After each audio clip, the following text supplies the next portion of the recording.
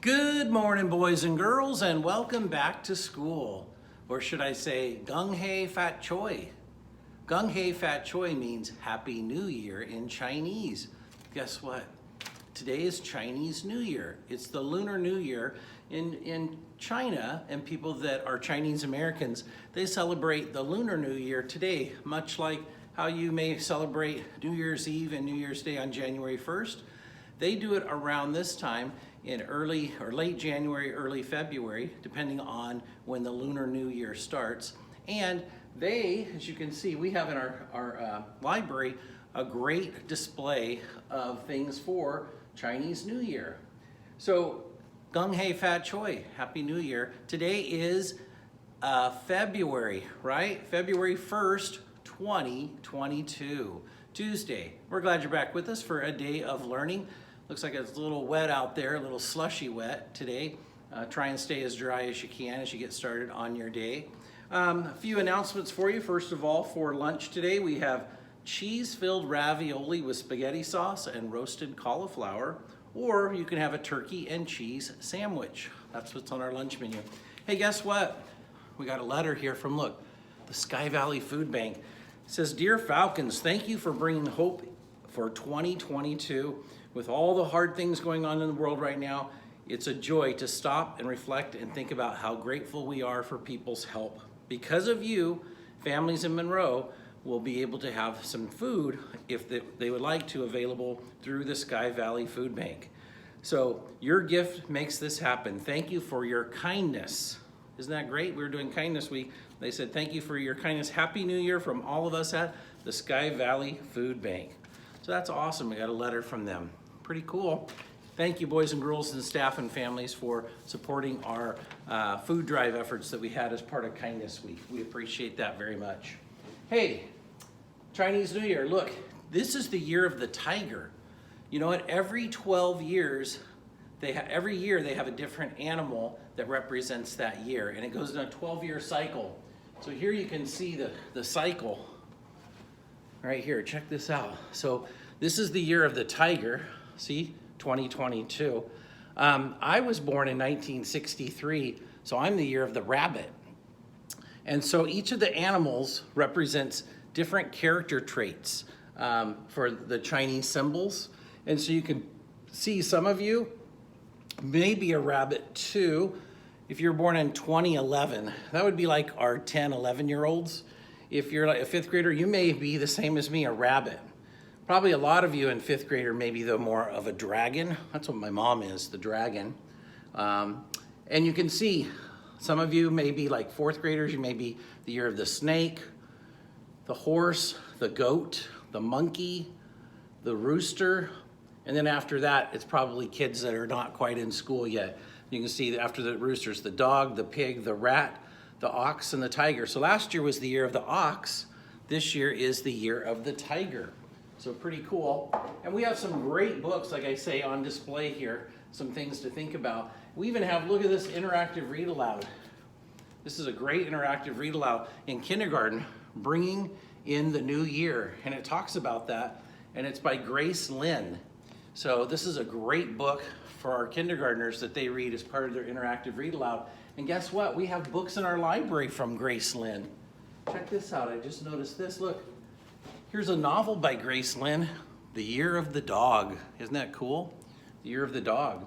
So it's a novel by Grace Lynn. So you can see she's written some novels for a little bit older kids, and then she's written some picture books for our younger kids.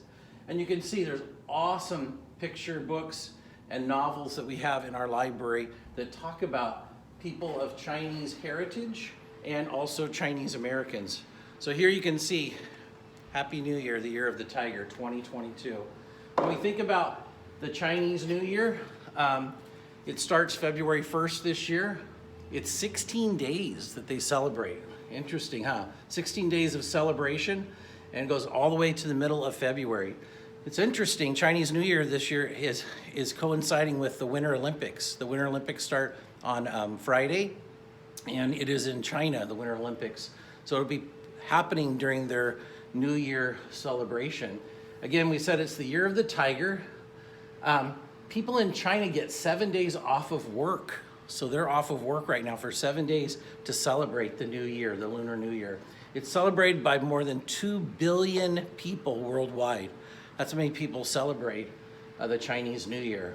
And this is one that I always like. Billions of red envelopes are exchanged and filled with money. So they have these little red envelopes that they exchange. They have money in them. And so they do fortunes as part of that. The holiday is also called the Spring Festival because it's getting ready for spring. So those are some interesting facts about Chinese New Year. And look, we have some fortune cookies here. Again, this is all about fortune and good luck. As a new year starts, you think about, we do this all the time. We kind of, disregard the old. We get excited for a new year, new goals, new ideas, new celebrations.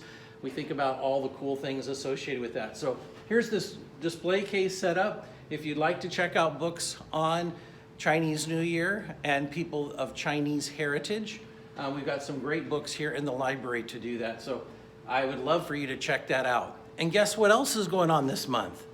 The whole month is Black History Month. So every day we're going to talk about some African Americans in our country's history that, let me scoot over here, that have been significant in our history and accomplishments for our country and even the world. So 2 people I wanted to talk about today on the first day of Black History Month. Frederick Douglass. Wow. Both of these people, this woman Harriet Tubman and this gentleman Frederick Douglass, they both started off as slaves in our country. So Frederick Douglass, he was a slave and he became free, and he was a great orator. That means a great speaker. You think of Dr. Martin Luther King Jr. Before Martin Luther King Jr., Frederick Douglass, he educated himself and he became a great orator or speaker.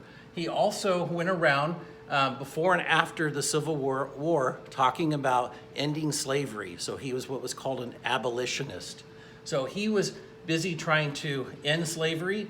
The reason why we have Black History Month in February is because of Frederick Douglass, because his birthday is in February. So they made Black History Month February because Frederick Douglass's birthday is in February, and so is Abraham Lincoln, the president that we had at that time, who emancipated the slaves, which means he freed the slaves and he abolished slavery. So that's why we have Black History Month in February, because those are the birthdays of Frederick Douglass and Abraham Lincoln. Quite an awesome person. He continued to push for equality and human rights all the way up until 1895 when he died. So his whole life. He wrote several books about being a slave, about after being a slave, making sure that people were treated fairly. He even was part of the suffrage movement for women, which had to do with bringing equal rights for women so that they would have a chance to vote and those kinds of things. So very, very prominent person in our history. And then we have Harriet Tubman. Harriet also escaped enslavement. She went north, and she actually was a conductor in what was called the Underground Railroad. And what that was it was a way to help slaves get free, so they would help them escape and move into these houses and slowly escape and make their way north up into New York and even into Canada. She would help them. And so she helped hundreds of people enslaved. She helped them to freedom, to stay free. She also was a spy for the Union back in the Civil War. Pretty amazing. And she also, again, she was a nurse, and she was a person that helped with the women's suffrage movement, which again was to bring equality for women so that they were treated equal to men, because back then they weren't. And so she's very, very important, and not only in Black history, but American history. She's one of the most recognized icons in American history. So to start off Black History Month, I wanted to share Frederick Douglass and Harriet Tubman on day one with you, 2 awesome, prominent, important people in American history. All right, boys and girls, let's have a great day of learning in your classrooms. Work hard every day, and always remember, your Freiland's family cares about you. Teachers, please lead your students in the Pledge of Allegiance. Thank you.